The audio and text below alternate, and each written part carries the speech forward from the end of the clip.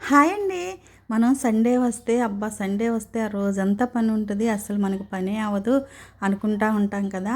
Sunday కూడా మనకి పని తొందరగా అయిపోవాలి అంటే మనం ఎలా ప్లాన్ చేసుకోవాలో, నేను ఎలా ప్లాన్ చేసుకుని ఇంట్లో పని చేసుకుంటానో మీకు చూపిస్తున్నానండి. మీకు గనక నా వీడియో నచ్చితే స్కిప్ చేయకుండా చివరి దాకా చూడండి. అట్లాగే లైక్ చేయండి, షేర్ చేయండి, సబ్స్క్రైబ్ చేయండి.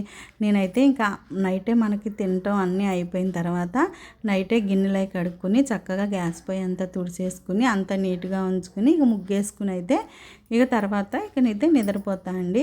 ఎందుకంటే నైటే అంట్లు కడుక్కోవడం వల్ల ఏంటంటే మనకి తెల్లారి ఈజీగా ఉంటుంది అనమాట. ఇక పొయ్యికి సంబంధించి ఏ పని లేకుండా చక్కగా పొయ్యి కూడా తుడిసి పెట్టుకుంటే ఫైనల్గా ఇలాంటి లుక్ అయితే వస్తుంది అనమాట.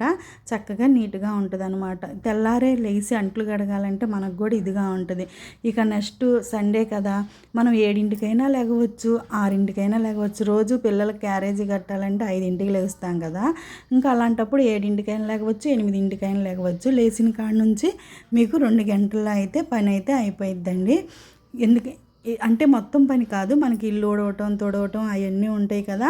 అవన్నీ కంప్లీట్ చేసుకుని మనం స్నానం చేసి టిఫిన్ అయ్యేలోపు నేనైతే 6:30కి అలా లేసాను అనమాట. 6:30కి లేసేదలికి ఇక లేచి పక్క దుప్పట్లు అవన్నీ మడత పెట్టాను.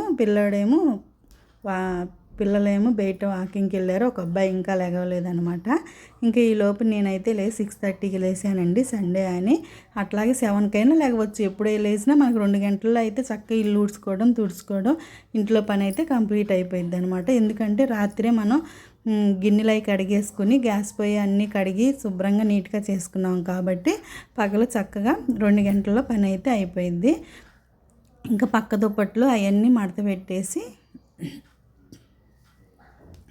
ఇడిచిన బట్టలు ఉంటాయి కదండి, ఇక ఉతకడానికైతే వాషింగ్ మిషన్లో వేస్తాను అనమాట. మనకి ఇంట్లో ఈ చిన్న పనులన్నీ చేసుకునే లోపు మనకి బట్టల్లో వాషింగ్ మిషన్ కూడా చక్కగా అయిపోయి మా ఇంట్లో పని అయ్యేలోపు వాటిని కూడా మనం చక్కగా ఆరేసుకోవచ్చు అనమాట.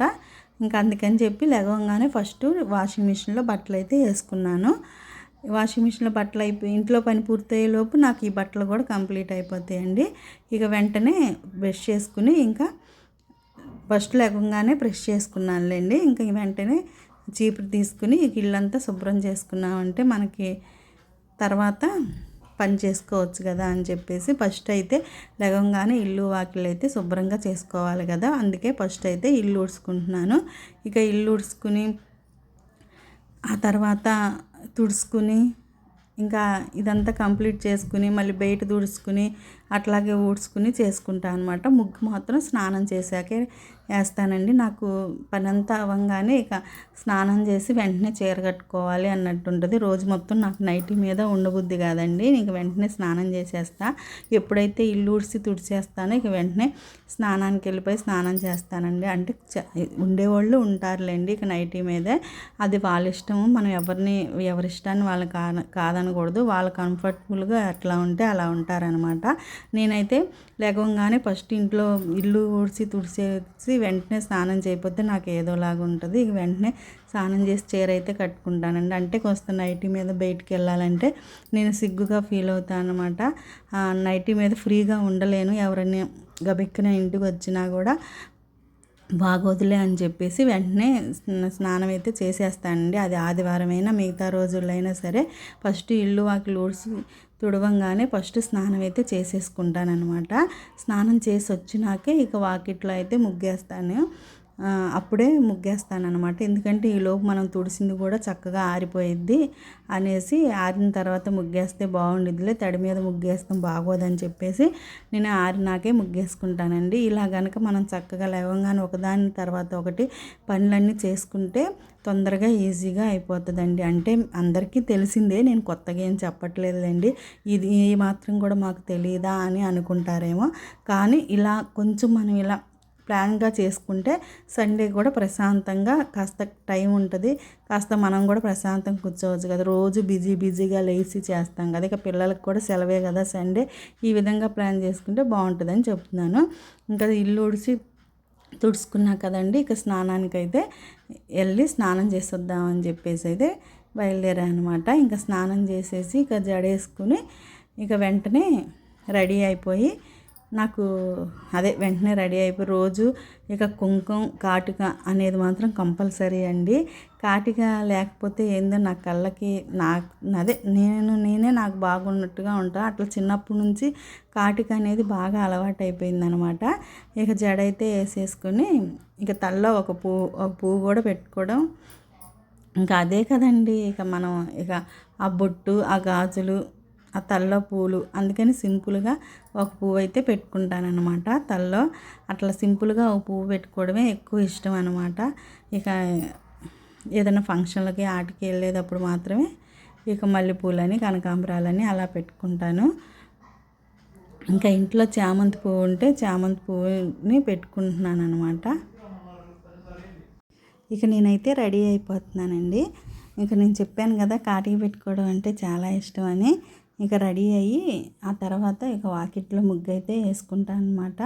ఇక ముగ్గు వేసుకుని ఇంకా త్వరగా పనులు అయితే, ఎందుకంటే కాస్త మనకి పిల్లలు లేసేటప్పటికి మనం ఈ పనులన్నీ పూర్తి చేసుకున్నాం అనుకో, ఇక సండే కదా పిల్లలు కూడా తొందరగా లెగవరు కాబట్టి వాళ్ళు లేసేతలకే కాస్త ఈ పనులన్నీ పూర్తి చేసుకున్నాం అనుకో కాస్త మనకు కూడా తేలిగ్గా ఉంటుంది కదా. అందుకని చెప్పేసి నేను పొద్దున్నే లెగమంటలేదండి. మనం ఆడవాళ్ళం 6:30కైనా 7కైనా లెగుస్తాం కదా.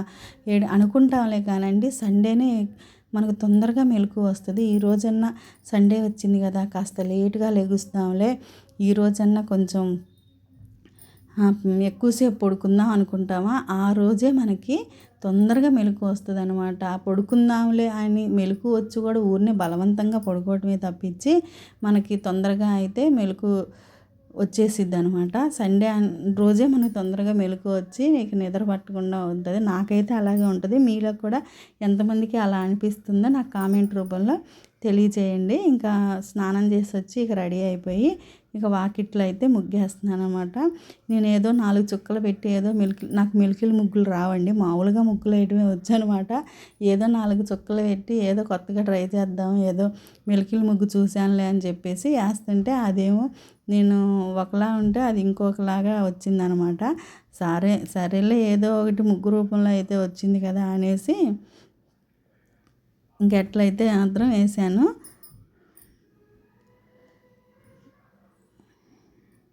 ఇంకా చాప్లీస్ అది లైట్గా పడుతున్నట్టు అనిపిస్తుంది కదా, కాస్త ఎండితే బాగా వస్తుంది అనమాట. ఇక సింపుల్గా అయితే ముగ్గు అయితే వేసుకుని ఇంకా ఈలోపు నేను ముగ్గు వేసి ఇంట్లో ఇల్లు తుడుచుకుని మళ్ళీ నేను రెడీ అయిపోయేలోపు వాషింగ్ మిషన్లో బట్టలు కూడా అయిపోయినాయండి. ఇంకా కాస్త సండే కదా ఎక్కువ ఆర్భాటం లేకుండా దేవుడికి చక్కగా కడ్డీలు వెలిగించి దేవుడికి ధూపం వేసేసి మామూలుగా దండం అయితే పెట్టేసుకున్నాను అనమాట. అలాగే ఈశాన్య మూల కూడా దేవుడు ఉంటాడనమాట. అక్కడ పెట్టుకోవడానికి ప్లేస్ లేదని చెప్పి ఊరిని 2 పటాలు పెట్టాము. ఇక ఇక్కడ కడ్డీలు వెలిగించి అక్కడ ఆ కడ్డీలు తీసుకెళ్ళి అక్కడ దేవుడికి కూడా చూపించి అక్కడ పెడతా అనమాట. అదిగోండి మీరు చూపిస్తున్నారు కదా ఈశాన్య మూల ప్లేస్ లేదని ఊరిని చిన్న అద్దం కొట్టి 2 ఫోటోలు పెట్టాము.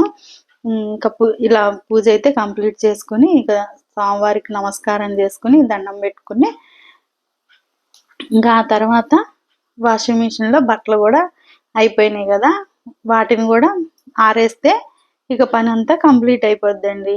ఇలా గనక మనం చక్కగా ఇలా ప్లాన్ చేసుకుంటే నైట్ పూటే చక్కగా అంట్లు కడుక్కొని గ్యాస్ పొయ్యి అంతా తుడిసేసుకుని ఆ తర్వాత పొద్దున్న మీరు 7ంటికి లేగవండి, 8ంటికి లేగండి, ఎప్పుడైనా లేగవండి, గంటన్నరలో అయితే మీ పని అంతా పూర్తి అయిపోద్ది. మనకు ముఖ్యంగా కావాల్సింది ఏంటండి, అంట్లు బట్టలు ఇల్లు తుడిసేస్తే.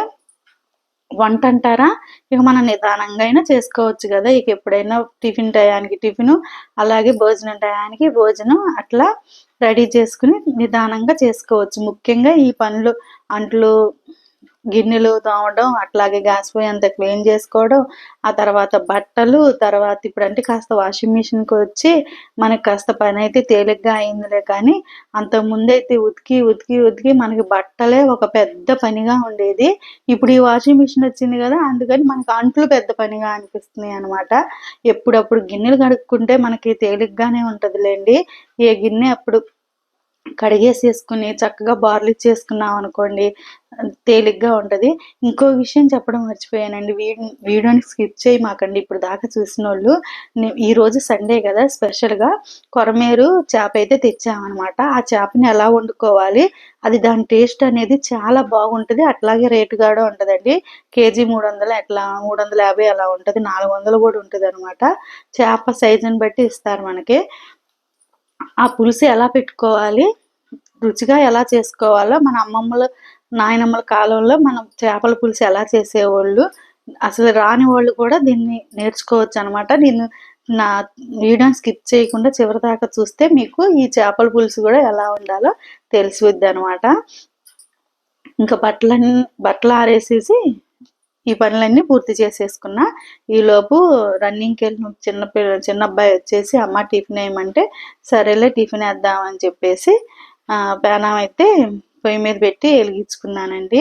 ఎందుకంటే మనం ఎప్పుడైనా సరే నాన్ స్టిక్ ప్యాన్ కన్నా ఇలాంటి ఇనుప బాండీలు తెచ్చుకుంటేనే మనకి తొందరగా అయిపోద్దండి. ఎందుకంటే నాన్ స్టిక్ ప్యానాలు మనం తిన్నా కూడా మంచిది కాదనమాట. అలాంటివి వాడమాకండి. ఇట్లా ఇనుప ప్యానాలు తెచ్చుకుంటే మన జీవితాంతం ఇది మన ఎమ్మటే ఉండిద్దనమాట. అంటే ఇది ఎప్పటికి పాడైపోదు. ఇంకా మనం దాన్ని పొదించేసుకుంటాం గదా! అట్లా ఆ విధంగా మనకు పనికొచ్చిద్ది. ఇక నాకు ఇట్లా చక్కగా ఈ పనంతా పూర్తయ్యేదలకి 8 అయిపోయింది. 8:00కల్లా నేను 6:30కి లెగిస్తే ఈ గంటన్నరలో నాకు ఈ పనులన్నీ పూర్తయిపోయినాయండి. చక్కగా మనకి ఇంట్లో బట్టలు, అంట్లు, ఇల్లు తుడవటం అయిపోయింది అనుకోండి. మనం తాపీగా తర్వాత టిఫిను, వంట తర్వాత చేసుకోవచ్చనమాట. ఎప్పుడు గిన్నెలు అప్పుడు కడిగేసుకుంటే మనకు పని కూడా తక్కువైద్దండి. ఇక సండే అంటేనే మాకు ఈరోజు పొద్దున్న లేచిన కాడ నుంచి నాన్ వెజ్‌తో బిగినయిద్ది టిఫిన్ గూడా. ఎందుకంటే మిగతా ఏ రోజులు తెచ్చుకోమనమాట. అసలు చాలా తక్కువ. సండేనే తెచ్చుకుంటామండి. అందుకని దోస కంపల్సరీ అయితే మాత్రం ఎగ్ దోస అనేది ఎయ్యాల్సిందే. ఏదైనా చపాతీ అయితే చికెనుంటే చపాతీ, లేపోతే గారెలు ఇయి మాత్రం వండుతామనమాట.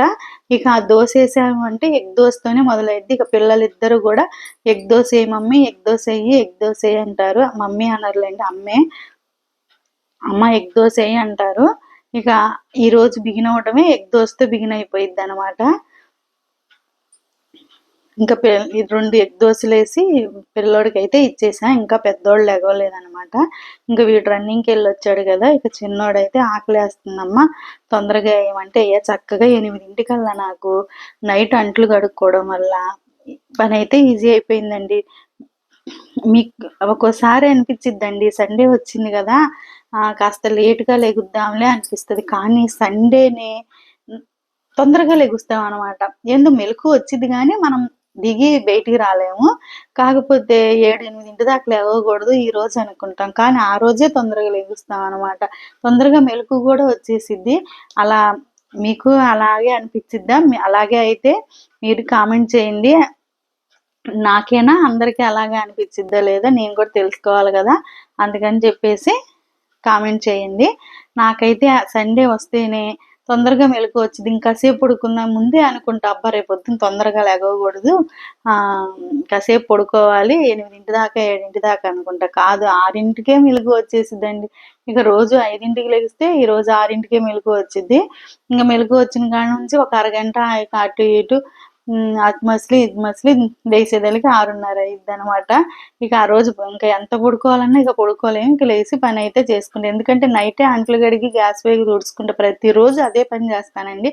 అందువల్ల నాకు తెల్లారి పననేది తేలికయిపోద్ది.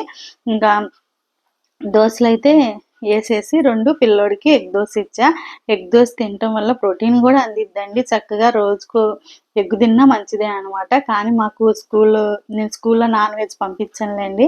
అందుకని జెప్పేసి ఇంటి దగ్గరే ఏసిస్తా. ఇక వాడికైతే 2 ఎగ్ దోసలైతే ఏసిచ్చేసి, ఇక ఇవాళ సండే గదా! ఇక చేపలు తీసుకురావడానికి మార్కెట్‌కైతే ఎళ్ళామనమాట. మా వారేమో "నువ్వు గూడా రా చేప అద్దిచ్చావు, ఇద్దిచ్చావు ఎట్లైనా మన లేడీస్ ఎళ్ళటానికి ఎళ్ళం. తెస్తే మాత్రం పేర్లు పెట్టడానికి ముందుంటాం గదా! ఇక నువ్వు గూడా రా" అని చెప్పేసేదలకి ఎళ్ళాము. ఎళ్లి చేపనైతే తీసుకున్నామండి. కొరమేరు చేపనమాట. అది కొట్టినా గూడా అది బతికే ఉందండి. వామ్మో! అనిపిచ్చిందనమాట. అది చూడటానికి దాని తలకాయ పాము తలకాయ ఉన్నట్టుందనమాట. ఇంకా చేపనైతే చేసేవాళ్ళు చేసిచ్చారు. దాన్ని పట్టుకోవడం కూడా చాలా కష్టం అండి. చేతిలో పట్టుకోగానే జారిపోయిద్ది. అది నీళ్ళల్లో వేసినా సరే పైకి ఎగురుతా ఉంటదనమాట. ఇక కట్ చేసి ముక్కలైతే తీసుకొచ్చి ముక్కలు చేసి ఇంటికైతే తీసుకొచ్చి దాన్ని వండి పొయ్యి మీద పెట్టి ఎలా వండానో ప్రాసెస్ చెప్తాను. శుభ్రంగా పసుపు, ఉప్పు, పెరుగు వేసి శుభ్రంగా ముక్కలైతే మనం నీట్‌గా కడుక్కొని పెట్టుకోవాలండి. తర్వాత అయన్నీ నీళ్ళల్లో బాగా కడుక్కున్న తర్వాత 2, 3 సార్లు కడగాలి. ఎందుకంటే నీసు వాసన కూడా రాకుండా ఉంటదనమాట. అలా కడుక్కున్న తర్వాత ఒక గిన్నెలోకి తీసుకొని మనం ఏదైతే వండుతామో కూర, ఆ గిన్నె తీసుకొని ఇంక ముక్కలన్నీ అందులో వేసేసి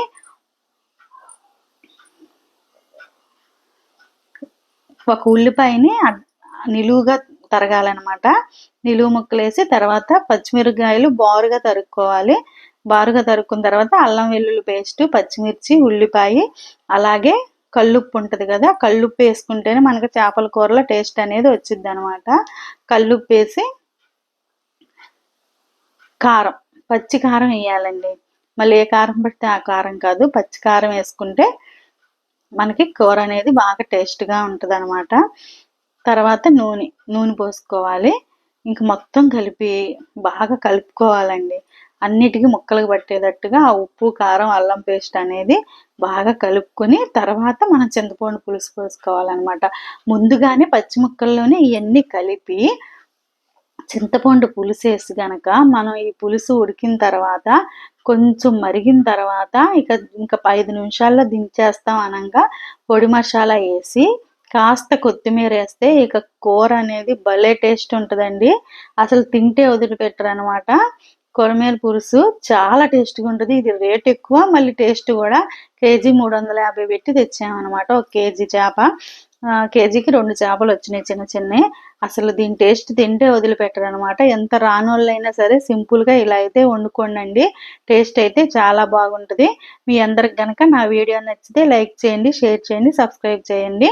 ఈ విధంగా ప్లాన్ చేసుకుంటే ఏ పనైనా సరే తేలిగ్గా అయిపోయిద్దండి.